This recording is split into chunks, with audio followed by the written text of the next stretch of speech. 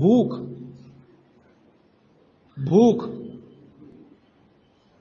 ये भूख एक ऐसा वेग है जिसको अगर आपने जबरदस्ती रोकने की कोशिश की तो इसमें सबसे ज्यादा रोग उन्होंने गिनाए हैं। 103 रोग हैं और वो कहते हैं पहला रोग शुरू होगा एसिडिटी से और आखिरी जाएगा अंतड़ियों का कैंसर, इंटेस्टाइनल कैंसर। इसलिए कहते हैं भूख को जबरदस्ती मत रोकिए।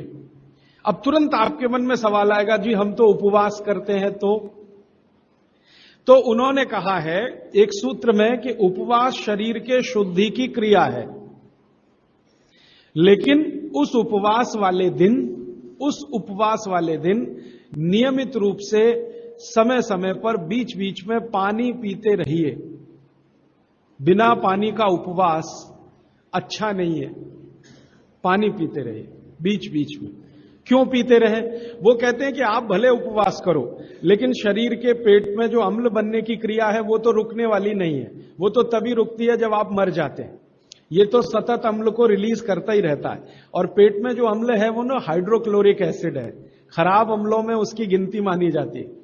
हाइड्रोक्लोरिक एसिड ही पेट में ज्यादा है तो ये तो रिलीज होता ही रहेगा।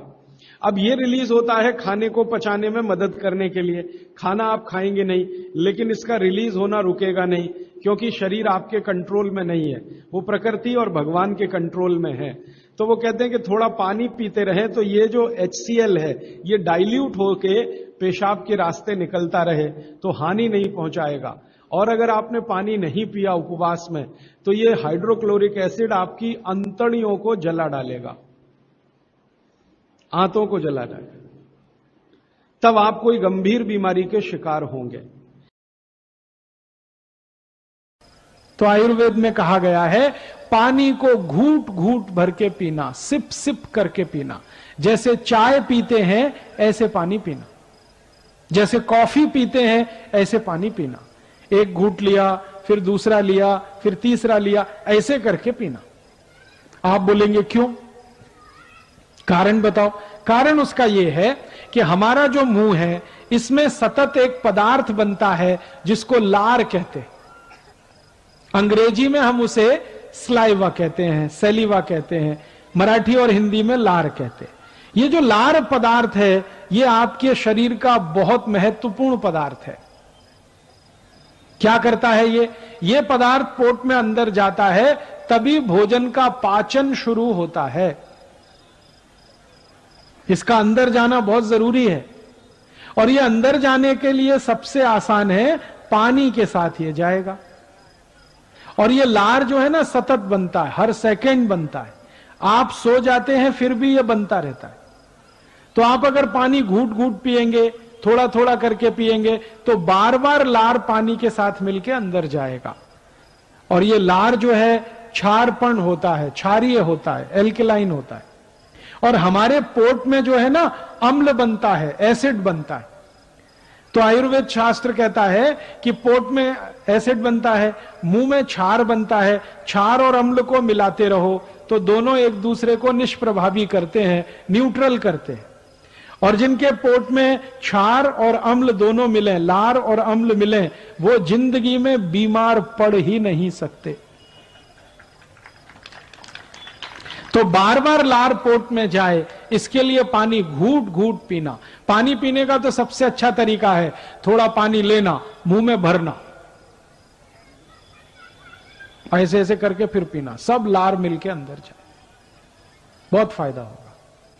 ऐसे पानी पीना थोड़ा थोड़ा करके। अभी हम गटागट पानी पीते हैं, लोटे पे लोटा, एक ऐसे ऐसे पूरा उतार, बहुत गलत तरीका है वो। अब फिर मैं आपको एक प्रमाण देना चाहता हूं। सभी पक्षी और पशुओं को देखिए वो पानी कैसे पीते हैं। किसी पक्षी को देखिए एक थेंब पानी का उठाएगा, फिर ऐसे ऐसे मुंह करेगा, फिर पिएगी। सभी पक्षी ऐसे एक एक थेंब पानी पीते। कुत्ते को देखिए पानी कैसे पीता, चाट चाट के। शेर है, चीता है, कुत्ता है, ये बिल्ली है, सब पानी को चाट के पीते हैं। क्यों? आयुर्वेद का नियम उनको माहिती है। हाँ, जबकि वो कॉलेज में नहीं पढ़ते, स्कूल नहीं जाते, कोई उनका मेडिकल प्रोफेसर नहीं है, फिर भी माहिती है। कहां से आया? प्रकृति का ज्ञान उनको मिला है।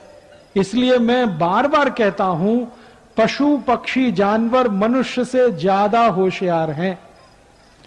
मनुष्य अपने पे घमंड ना करे कि मुझे बहुत ज्ञान है। आपसे जास्ती ज्ञान पशु पक्षी को है, उनसे सीखने की जरूरत है। तो आप भी पानी को थोड़ा थोड़ा पीने की आदत डालें। जैसे चाय पीते हैं वैसे पानी पीने की आदत। आप बोलेंगे इसका फायदा क्या होगा? सबसे पहला फायदा बताता हूं। जिनको यहां पैर की एड़ी में दर्द होता है, घूट घूट पानी पीना शुरू करेंगे, ये दर्द धीरे धीरे खत्म हो जाए। जिनके शरीर में लठपना आ गया, मोटापा आ गया, घूट घूट पानी पिएंगे, लठपना अपने आप कम होता जाएगा। औषध लेने की जरूरत ही नहीं है। जिनको एसिडिटी है, हाइपर एसिडिटी है, पोट में जलन होती है, गैस बनती है, घूट घूट पानी पिएंगे, गैस बनना बंद हो जाएगी, एसिडिटी खत्म हो जाएगी।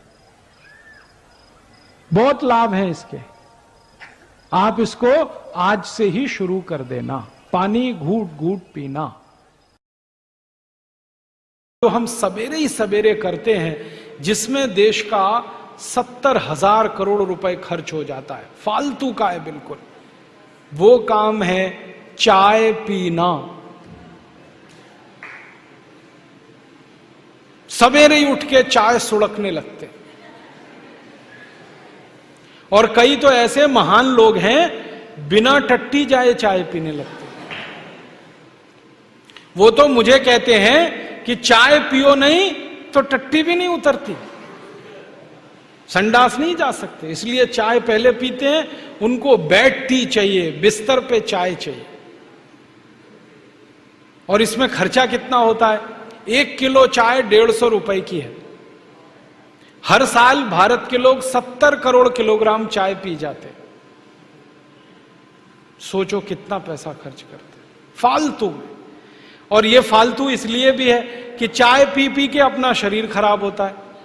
ज्यादा चाय पियोगे नशा हो जाएगा। नशा पता है किस बात का? रोज चाय पीनी पड़ेगी, एक दिन ना पिए तो सिर में दर्द हो जाएगा। बहुत लोग मुझे कहते हैं एक दिन भी चाय ना मिले तो सिर घूमने लगता है। तो ऐसा नशा किस काम का? और दूसरी समस्या, चाय पियो तो पेट खराब। चाय से पेट खराब पता है कैसे होता है? चाय में कुछ केमिकल हैं।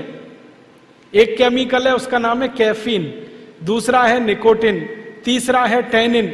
ऐसे 18-20 केमिकल हैं चाय में। ये सब पेट में जाके अम्लता बढ़ाते हैं। अम्लता समझते हैं? एसिडिटी।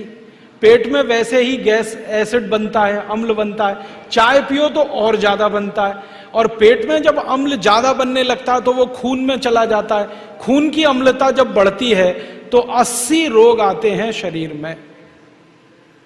घुटने दुखना, कमर दुखना, कंधा दुखना, जोड़ों में दर्द होना, हृदयघात होना, हार्ट अटैक होना, फिर कई बार ब्रेन हेमरेज होना। खराब से खराब रोग शरीर के खून की अम्लता बढ़ने के बाद ही आते हैं। और ये अम्लता सबसे ज्यादा चाय से बढ़ती है। तो क्यों फालतू में पीना? मत पियो।